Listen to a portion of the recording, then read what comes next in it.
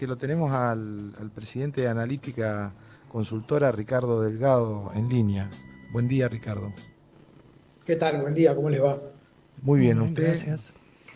Muy bien, gracias. Bueno, en principio vamos de lo general a lo particular, ¿no? Nos gustaría escuchar, y calculo también a la audiencia, su opinión en general del paquete de medidas de Sergio Massa ocurrido esta semana. Bueno, me parece que el gobierno tomó nota que quedó a centímetros de caer a un abismo con consecuencias realmente muy graves en términos económicos y sociales, sobre todo. En los últimos casi 2 meses, la economía argentina vivió una corrida sobre los títulos en pesos que implicó una suba muy fuerte de los dólares financieros, del contado con liqui, el MEP y por supuesto el dólar blue, eh, y que generó, que fue la más intensa y en el menor tiempo posible que vivimos, por lo menos en el último año y medio. Y esto evidentemente muestra la absoluta falta de confianza de los inversores en los instrumentos en pesos. Primero, eso implica que los excedentes de pesos finalmente terminan recalando en el dólar, eso multiplica la inflación, la acelera, complica, por supuesto, la provisión de insumos en un banco central que no tiene dólares. Todos estos elementos llevaban a una situación inexorable de estallido, insisto, con consecuencias muy graves para lo social y lo económico. Y creo que entonces el gobierno, yo no digo que volanteó, porque no cambió el rumbo, pero sí por lo menos puso violentamente el freno de mano y logró frenar a centímetros de ese abismo. Lo que anunciaron el jueves pasado o el miércoles pasado fueron básicamente medidas que van o que intentan apuntar a resolver algunos de estos, o por lo menos minimizar algunos de estos graves problemas. Aquí hay un exceso de pesos, hay una aguda falta de divisas en el Banco Central, falta de dólares, y esa combinación, ese mix, ese cruce, ese choque de dos mundos, con muchos pesos y pocos dólares, es el que intenta ahora empezar a resolver el nuevo equipo económico. Con medidas que hasta ahora han sido anunciadas, tenemos que darle algunos días más para que se pongan en marcha, pero que exigen urgencia no solo en la implementación, sino en los resultados. Las condiciones que comentaba al principio, que nos llevaron a esta situación, siguen estando ahí, todas latentes, y no se han resuelto en ningún caso. Entonces, empezar a resolver todos esos problemas va a llevar su tiempo, pero la necesidad de poner en marcha medidas e instrumentos nuevos es absolutamente imperiosa para evitar ese tan temido estallido.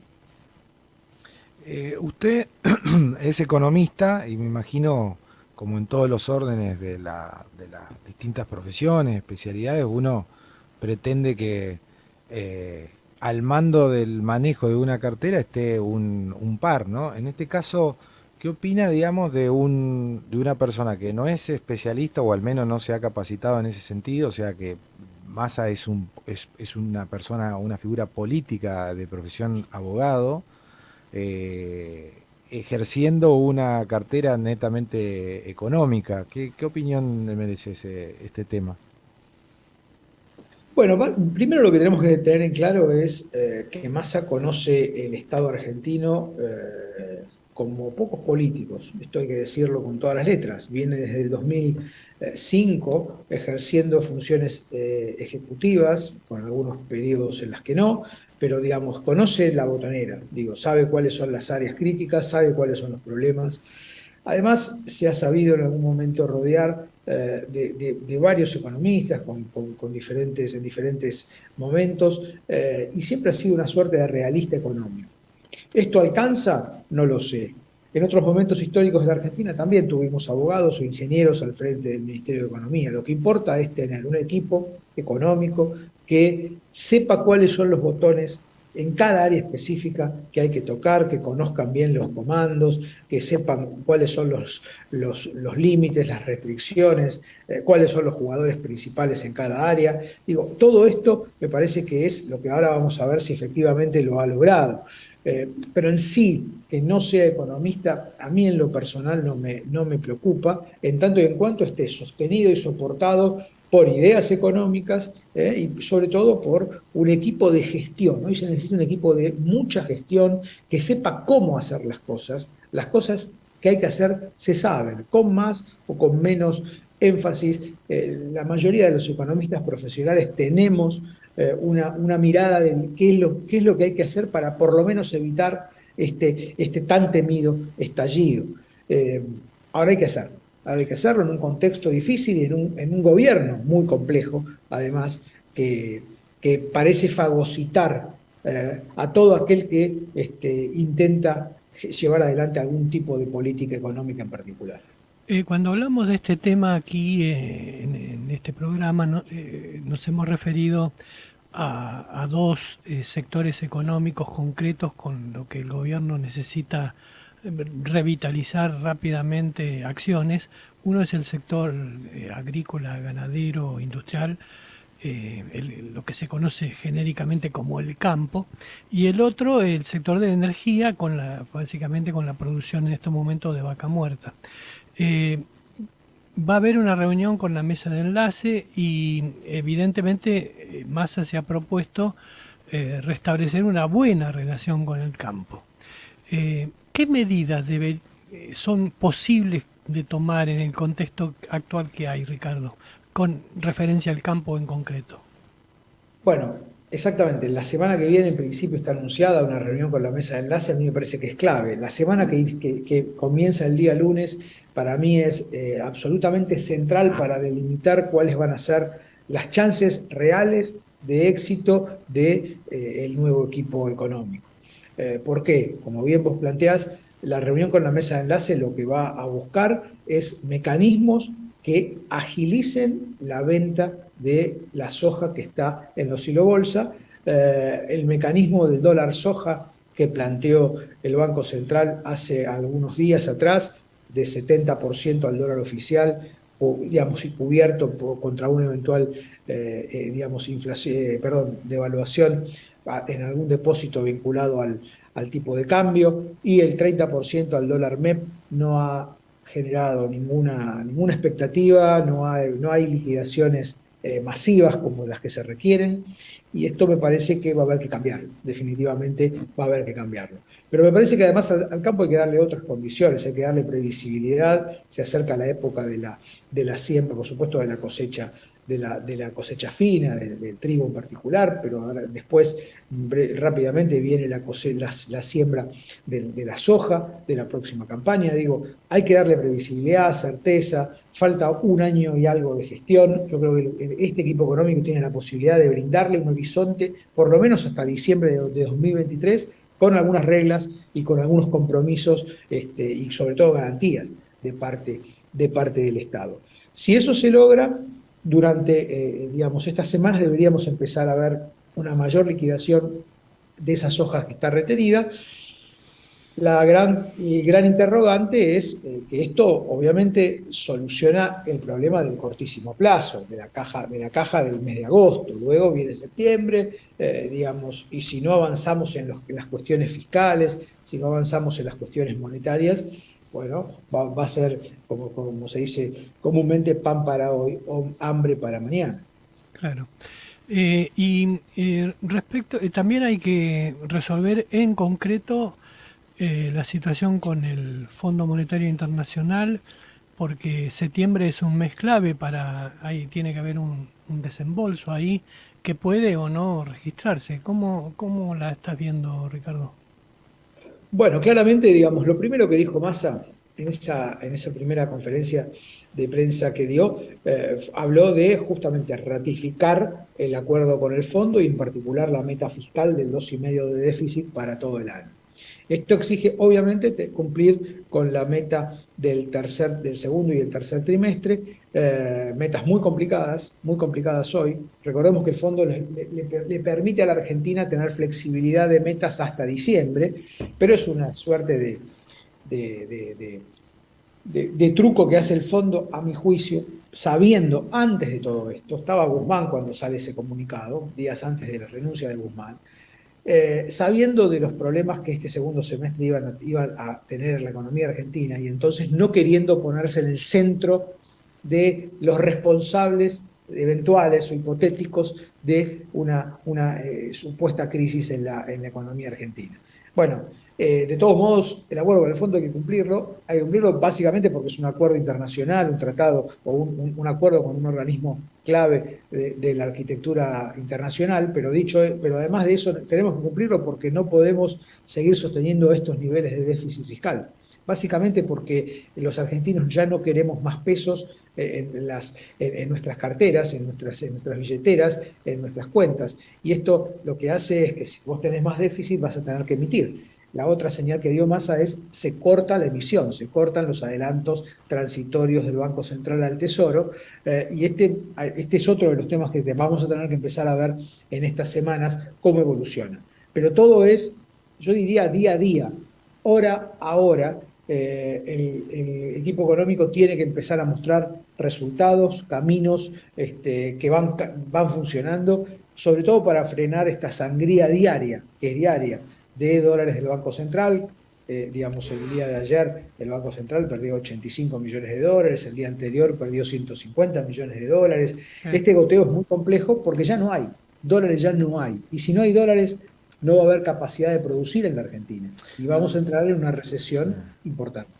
¿Cómo le explicamos a la gente común de todos los días que observa, digamos, estos movimientos abruptos del dólar, ¿no? Tanto para arriba como para abajo después de la asunción de Massa?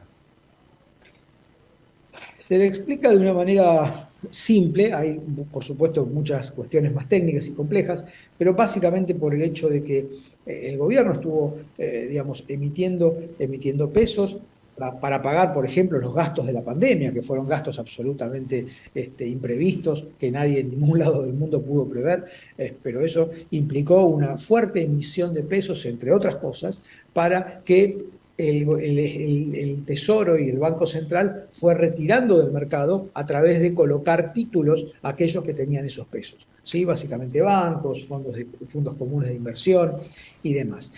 Esa cartera de títulos en pesos, bancos y estos fondos comunes de inversión, compañías de seguro y demás, se iban refinanciando, eran, digamos, letras y títulos cortos, se iban refinanciando hasta que llegó un momento en que esa capacidad de refinanciación empezó a ser cuestionada, y muchos de ellos empezaron a vender estos títulos. Cuando se venden estos títulos, los precios de los títulos caen y en consecuencia, y no se renuevan en esos vencimientos, entonces el que tiene que salir a pagar es el Banco Central. Vuelve la emisión y eso presiona sobre los dólares financieros, que digo, más que se duplicó la brecha en un mes y medio. Este es un dato no menor. Tenemos niveles de dólar, o tuvimos niveles del dólar, ahora bajaron un poco, por ejemplo, finales de los 80, en la época de Alfonsín, en la crisis hiperinflacionaria de Alfonsín. Tenemos niveles, o tuvimos niveles de dólar muy cercanos, o de brecha muy cercanos a la guerra de Malvinas, un país en guerra. Bueno, hoy no estamos en ninguna de esas dos situaciones y sin embargo el dólar y la brecha sobre todo sigue estando en niveles realmente insostenibles. Eso es lo que hay que acotar. Hay que darle certeza a los que tienen pesos de que los pesos o los títulos en pesos se van a pagar. Viene la semana que viene un canje, perdón, según anunció también Massa, digamos, tratar de descomprimir los vencimientos de estos títulos que en agosto y septiembre son muy importantes. Y todo eso, como les decía antes, hay que hacerlo día tras día, comunicarlo día tras día, mostrar los resultados día tras día. Yo creo que el problema de la comunicación del gobierno ha sido uno de los temas importantes, no te digo los centrales, pero sí importantes porque ha habido muy poca comunicación. Los que analizamos la economía encontrábamos muy poca información disponible y esto dificulta, porque nosotros también formamos opinión, tenemos clientes, tenemos inversores a los que asesoramos y en consecuencia, digamos, tener más información siempre ayuda más. Sí, sí, coincido que la comunicación del gobierno nacional ha sido muy mala, muy errónea, digamos, en todos sus niveles y sus actos no han sido para nada esclarecedores, al contrario, hasta muchas veces contradictorios e incluso confusos. Eh, Rubén. Sí, la otra cuestión que se habla es si va a haber devaluación o no va a haber devaluación eh, en este periodo, digamos. Y, y más allá de salvar el hecho de que devaluación hay siempre, porque digamos, para agosto del año pasado estábamos con un dólar a 103 pesos más o menos, y ahora está en 138, 139 el oficial. Quiere decir que ha habido una devaluación importante, aunque no ha sido noticia, digamos. Pero ¿seguirá esto así, digamos, devaluando sin decirlo? ¿O suponés que puede haber alguna medida en torno a esto con otro ambiente político, digamos, una vez superada la coyuntura esta tan comprometida? Bueno, antes de responderte, te hago un comentario puntual respecto de lo que vos planteabas. Estaba hace un año atrás, digamos, 100, vos dijiste 103, supongamos, en agosto del año pasado, y hoy está en 130. Bueno, aumentó 30%. ¿Cuánto fue la inflación en el periodo? 60%. Sí, O sí, sea, está atrasado igual, pero digamos, pero igual se ha devaluado, ¿no? por Oficialmente. supuesto, pero claro, el problema que tienen estos esquemas, que si vos no resolvés el exceso de pesos y no da certezas de que los títulos que están en pesos van a ser pagados, siempre va a haber tensiones. Y nunca vas a poder, y además eso impacta obviamente en el dólar, impacta en la inflación, y eso hace que en una especie de bola de nieve vos no puedas, o en círculo vicioso, vos no puedas acelerar tu devaluación, justamente porque tenés más inflación. A medida que vos acelerás la devaluación, tenés más inflación. Entonces digo, el esquema anterior no funcionó, evidentemente no funcionó. Ahora, la pregunta es, ¿va a haber una devaluación? Y yo te diría, lo deseable es que no la haya. Cuando hablamos de una devaluación, hablamos de un salto, Mm, pasar de estos 130 a 150, 160, 170, sí. casi de la noche a la mañana. Bueno, eso hacerlo sin plan, sin ordenar la caja de dólares del Banco Central, sin tener por lo menos alguna previsibilidad de que vas a dejar de perder reservas todos los días, sin tener orden en términos fiscales o un camino de consolidación fiscal que te permita y que sea comunicable y que sea creíble de que vas a bajar el déficit fiscal y que vas a emitir menos hacia adelante y que empieces a hacer ese tipo de gestos, esa devaluación no sirve para nada, porque esa devaluación necesita tener reservas en el Banco Central, necesita aumentar la tasa de interés y tener cierta consolidación fiscal. Entonces, si no hay eso, no tiene ningún sentido. En este contexto, además, de 40% de pobreza, de casi 90% de inflación interanual, digo, estamos en una situación muy, muy complicada. Ahora, eso es, y lo dijo Massa. Massa lo planteó en una línea, cuando le hicieron la pregunta, fue muy esquivo. Ningún ministro de Economía, si quiere devaluar, lo va a decir, lo va a hacer, no lo va a decir, es obvio.